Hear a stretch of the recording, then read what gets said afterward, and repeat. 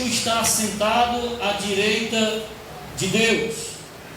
Mantenham o pensamento nas coisas do alto e não nas coisas terrenas, pois vocês morreram e agora a sua vida está escondida com Cristo em Deus. Quando Cristo, que é a nossa vida, for manifesta, então vocês também serão manifestados com Ele em glória. Assim faça morrer tudo o que pertence à natureza terrena de vocês: a imoralidade sexual, impurezas, paixões, desejos maus e a ganância, que é a idolatria. E por causa dessas coisas que vem a ira de Deus e sobre os que vivem na desobediência, as quais vocês praticaram no passado, quando costumavam viver nela.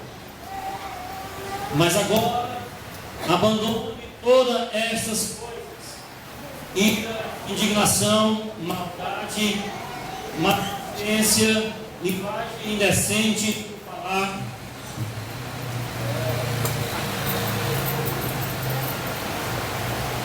Diz assim mais: não mintam uns aos outros, visto que vocês já se despiram do velho homem com suas práticas e se revestiram do novo, o qual está sendo renovado em conhecimento à imagem do seu Criador. Nessa nova vida já não há diferença entre grego e judeu, circunciso e incircunciso, bárbaro e cita, escravo e livre, mas Cristo é tudo e está em todos. Portanto, como povo escolhido de Deus, santo e amado, revistam-se de profunda compaixão, bondade, humildade, mansidão e paciência. Suportem-se uns aos outros e perdoem as queixas que tiverem uns contra os outros. Perdoe como o Senhor lhes perdoou. Acima de tudo, porém, revistam-se do amor, que é o vínculo da perfeição. Amém? É uma carta, eu convido os irmãos depois lerem essa carta todinha e ver a intenção do que o apóstolo escreve nesta carta. Essa carta, o motivo que Paulo levou a escrever essa carta foi de um relatório dado pelo pastor dessa região. Era um pastor, esse grito está mexendo comigo, né? Eu já disse que não gosto dele, já expulsei, mas infelizmente ele se apaixonou por mim. Olha, Epáfra foi o pregoeiro do Evangelho nessa região. Ele pegou o Evangelho em Laodiceia, em Herápolis e também em Colossos. E Paulo escreve essa carta para os irmãos em Colossos, mostrando a eles a necessidade extrema daqueles que pretendem um dia conhecerem Cristo face a face, daqueles que um dia pretendem herdar as bênçãos eternas de Deus, para aqueles que um dia serão arrebatados e um dia estaremos reinando eternamente com Cristo.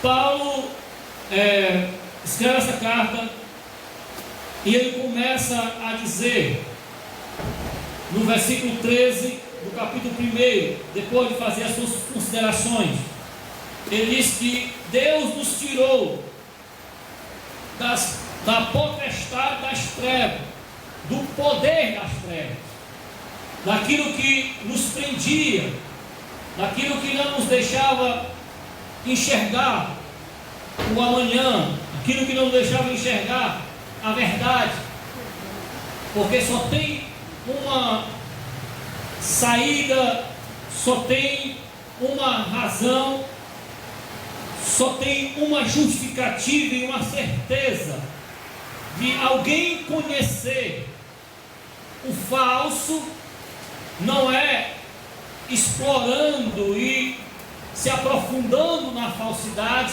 para conhecer a falsidade. Não é estudando a falsidade que você vai conhecer se ela é falsa ou não. Só tem um meio de nós conhecer o que é falso, depois de nós aprofundarmos na verdade. Depois de nós conhecermos a verdade, nós iremos facilmente detectar o que é falso. E assim Paulo diz que Deus nos tirou do poder das trevas. Sentimos esse tirar de Deus, essa ação de nos tirar das trevas. E Paulo diz, e nos transportou, tirou-nos das trevas e fez um transporte, um translado, levou-nos para outro reino. Nas versões originais vai dizer o seguinte: enquanto nós estávamos nas trevas, sob o poder das trevas, Deus nos tirou de lá e nos transportou para o reino do seu Filho. Se outrora nós estávamos sob um poder, sobre a ação maligna, aonde as nossas ações eram feitas de conformidade ao reino a que nós pertencia, que Jesus disse que todo aquele que comete pecado é escravo do pecado, e o escravo não tem poder, não pode decidir sobre a sua vida. O escravo não tem capacidade alguma de determinar o seu futuro. O escravo não pode fazer planos. O escravo não tem autonomia. O escravo está sobre a ação de um Senhor. E o Senhor manda na vida dele. O Senhor determina a vida dele. E Paulo diz que nós estávamos sob este poder. Poder que nos oprimia e nos limitava. Mas Deus nos tirou das trevas e fez esse transporte para o reino do seu Filho, no amor dele. E esse transporte, Deus nos tirou com raiz de tudo, nos transportou completo, não nos deixou nada lá. Aí Paulo diz no versículo 6 do capítulo 2, Paulo diz: vocês agora receberam a Jesus Cristo, o Senhor da vossa vida. Assim também vocês andem nele, andem com ele, vivam com ele, sejam guiados por ele. Ele agora é o vosso Senhor, e com vocês vivem sob o domínio de um Senhor das trevas, agora vocês vivem sob o domínio de um Senhor da luz. E Paulo diz no capítulo 1, a carta aos Romanos, diz: Paulo, servo do Senhor Jesus Cristo. Na tradução original diz: Paulo, escravo de Jesus Cristo. Paulo estava dizendo: eu sou servo, eu sou escravo do Senhor Jesus Cristo. Eu não domino, eu não mando, eu não vivo mais segundo as minhas vontades, mas as minhas vontades foram crucificadas na cruz, e hoje Cristo é que vive em mim. E quando alguém diz que Cristo vive nele, ele está dizendo: eu não mando mais na minha vida, mas o meu Senhor é que diz o que devo fazer. Rei de casa, Deus é o Senhor da vida da igreja.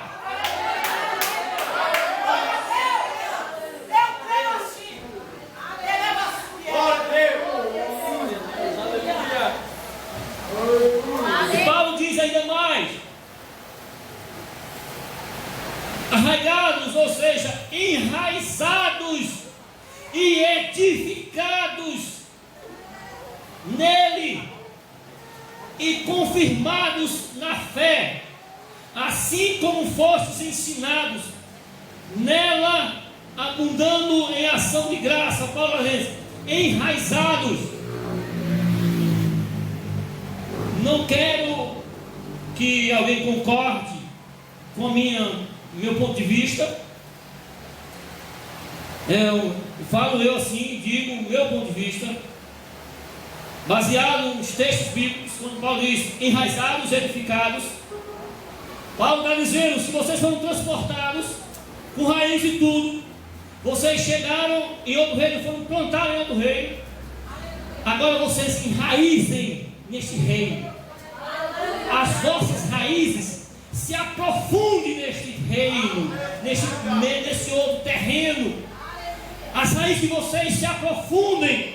E diz que Deus nos plantou não numa terra seca, mas Deus nos plantou junto às fontes das águas, segundo o salmista.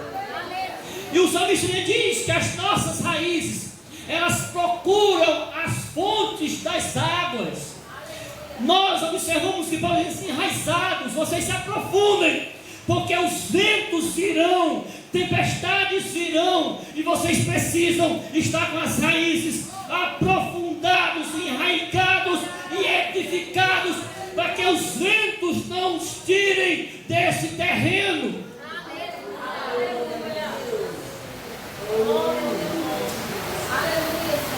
Paulo está dizendo que as nossas raízes, todos os dias, elas têm que procurar profundidades, elas têm que procurar firmezas. Não sejamos nércios, loucos, e edificar a nossa casa na areia, porque menos e mais dias virá tempestades e destruirá toda a edificação. Mas a nossa casa deve ser edificada, enraizada, profunda e confirmado na fé. E diz mais Paulo, abundando em ação de graça. Quando Paulo diz ação de graças, é porque nós devemos nos edificar, enraizar, confirmar na fé, e ainda mais, dando graças a Deus por estar hoje edificado em um terreno sólido. Quando Paulo diz essas questões, irmãos, está mostrando para nós que é fácil alguém ser levado por falsas doutrinas. No capítulo 2 ele vai falar das falsas doutrinas que virão. No capítulo 2 Paulo diz que virão pessoas com fábulas, com costumes, com jeito de A e B, gente que acha olhando, fazendo suposições, pessoas determinando sobre o futuro dos outros, pessoas fazendo rituais, pessoas anulando o sacrifício total de Cristo e pegando sua parte e achando que ainda precisa guardar rituais para ser salvo. Paulo diz, olha, vocês precisam ser enraizados, para que isso não afaste vocês de Cristo. E hoje em dia, quantas igrejas hoje não existem pessoas oscilantes, pessoas que hoje estão na igreja, amanhã não estão, pessoas que passam um mês na igreja, depois vão embora, pessoas que estão hoje numa igreja, depois vão para outra, e depois vão para outra, depois vão para outras, e nunca se firmam. Pessoas que passam uma temporada de férias na igreja, depois se ausentam. Pessoas que não têm convicção do que está fazendo, pessoas que não têm certeza do que é, pessoas que não têm alvo, pessoas que não têm objetivos. Mas eu digo que qualquer coisa que nós vamos a fazer, tenhamos convicção do que estamos fazendo. Aleluia. Tribulação não afasta crente de Jesus, mas pelo contrário, segundo a doutrina cristã, tribulação chega, aproxima o crente de Deus. Segundo a doutrina cristã, que as tribulações não vêm para desviar ninguém de Cristo, mas as tribulações vêm para aproximar mais esses crentes de Cristo. No capítulo 3, Paulo diz, continua a carta, Paulo vem agora dizer o seguinte: portanto, ou seja, depois de ensinar os irmãos, alertar os irmãos, advertir os irmãos, versículo capítulo 3, Paulo diz: portanto, se vocês já ressuscitaram com Cristo, buscai coisas que são de cima, onde Cristo está assentado à destra de Deus. Quando Paulo diz: vocês já ressuscitaram com Cristo, Paulo diz: vocês morreram e no batismo vocês foram ressuscitados. Num ato simbólico, vocês foram ressuscitados. E nessa ressurreição vocês ressuscitaram para a vida. E ele disse: agora vocês olhem para as coisas de cima, busquem as coisas de cima. Quando Paulo adverte os crentes a buscar as coisas de cima, Paulo está dizendo o seguinte: que quando nossos pais nos geraram, eles nos geraram para pensar nas coisas da terra, para fazer plano para as coisas da terra. Quando os nossos pais nos geraram, eles nos geraram para vivermos para a terra. Mas Deus, quando nos gerou de novo, Ele nos gerou para pensar, para fitar os nossos olhos não nas coisas da terra, mas nas coisas que são do alto, porque lá é que está e deve estar o nosso coração. Deus Santo. Aleluia. Glória a Deus. Jesus disse que devíamos juntar tesouro no céu, porque aonde o nosso tesouro estivesse, ali estaria o nosso coração. Quando nós juntamos tesouro nos céus, automaticamente o nosso coração é levado aos céus, o nosso olhar é para o céu.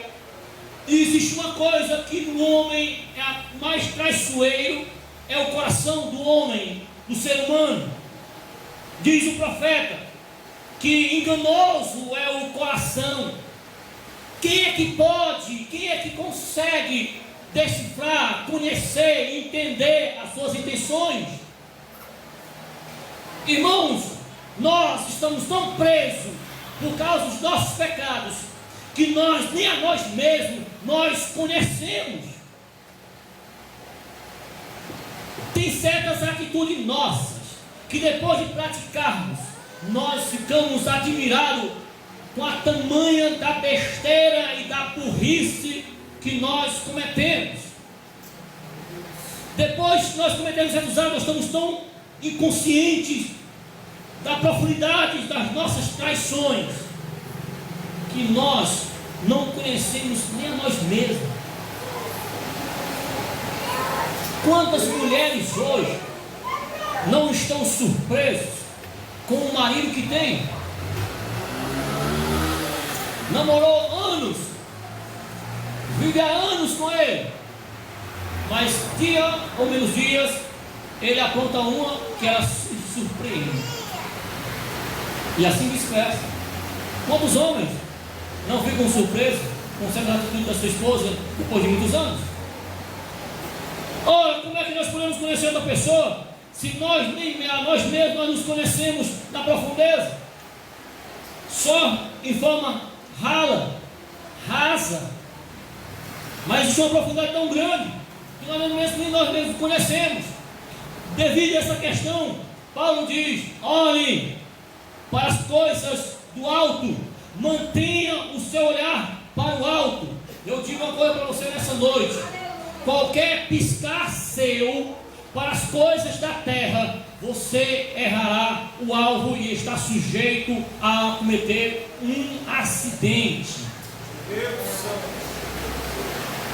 Qualquer descuido nosso de tirar o olho do céu, e quando nossos olhos voltam para a terra, quando nós menos esperamos, temos cometido uma infração, um acidente. Os nossos olhos, eles têm que estar nos céus, nas coisas, e buscar as coisas